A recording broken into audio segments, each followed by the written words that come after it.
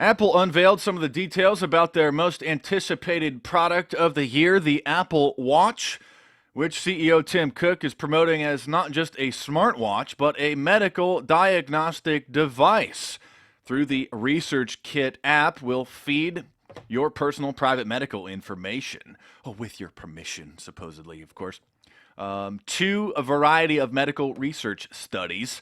The kit already being promoted as a disease detecting device, which they claim can supposedly help diagnose diseases already like Parkinson's. And as Tim Cook reveals, the sad truth is that most people don't go more than an arm's length away from their smartphone at any given time.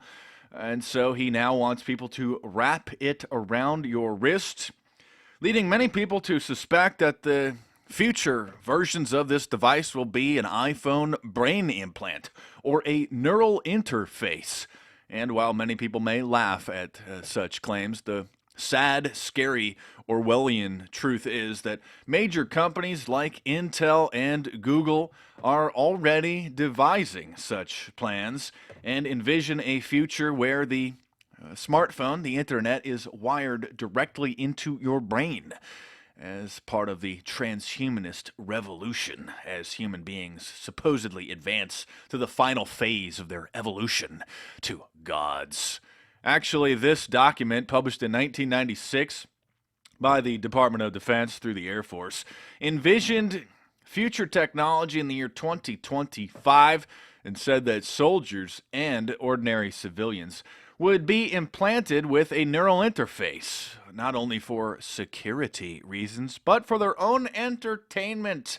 The document, which can be downloaded directly from airforce.mil, reveals that there are some public relations and ethical issues, but they conclude that the civilian populace will likely accept an implanted microscopic chip that allows military members to defend vital national interests. Further, the U.S. military continue to be a voluntary force. Yes, it also says that the human population, the civilians, will welcome it as an entertainment device so that they can go on virtual reality trips. And we see the precursor to this with the rise of virtual reality systems. Of course, medical devices, medical diagnostic devices, wearable tech like the Apple smartwatch will most likely become mandatory through Obamacare, through a variety of legislation promotions.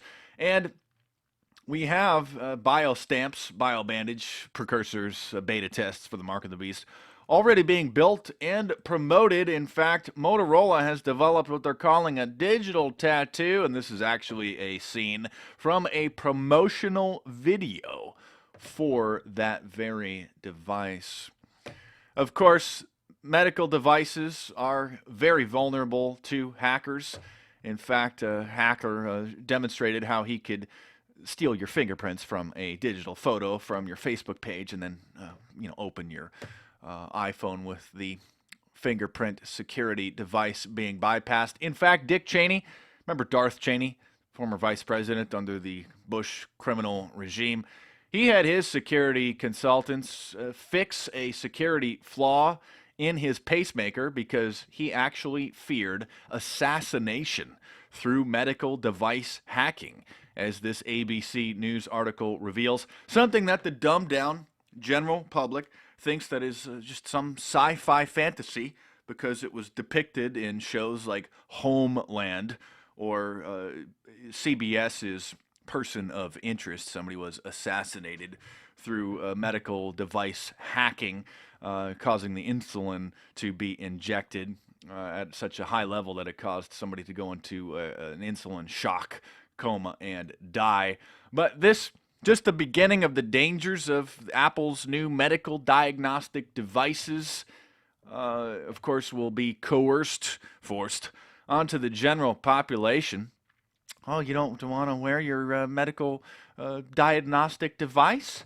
You don't want us to actively in real time monitor your caloric intake and your physical activity? I'm sorry, you're just putting an extra strain on the Obamacare health system, sir. we're going to have to add an extra $1,000 monthly surcharge for a real-time medical diagnostic device non-compliance. All of this and more was detailed in my 2011 book, Big Brother, The Orwellian Nightmare Come True. And like I said, literally a decade ago, in my book, The Resistance Manifesto, I detailed not even just the theoretical implications of neural interfaces, but the actual plans, at that time, the little-known patents, the little-known information reported in trade journals about how the big tech companies were building and testing these things on the monkeys and then on disabled folks. And now, soon, it will be rolled out as the latest feature, probably from the Apple. It's the Apple iPhone brain implant.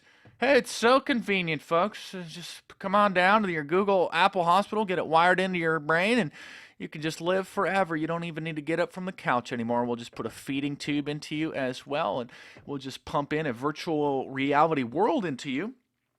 Like one of the big transhumanist tech promoters says, that we'll just soon implant memories of a vacation into your brain.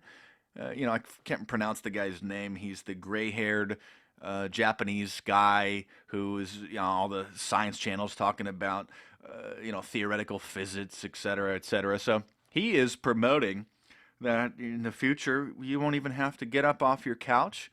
You won't even have to go on vacation. You won't have to leave your house. We'll just implant memories of a vacation into your brain through a neural interface, and you can just live as a big fat blob on your couch with your feeding tube and in your little pod, just like out of the Matrix movie, and everything will be taken care of for you by your trusting, loving, artificially intelligent, singularity, New World Order, Illuminati, Masonic Messiah, folks. Yay! Anyway, subscribe to my YouTube channel if you're new. Check out some of the previous videos in the playlists. Check out some of my books at paperback on Amazon.com or download them onto your Orwellian tablets if you prefer books with batteries that can be just remotely deleted. I myself prefer paperback books, but it's your decision. Subscribe to my YouTube channel if you're new, and stay tuned. There's more videos coming soon.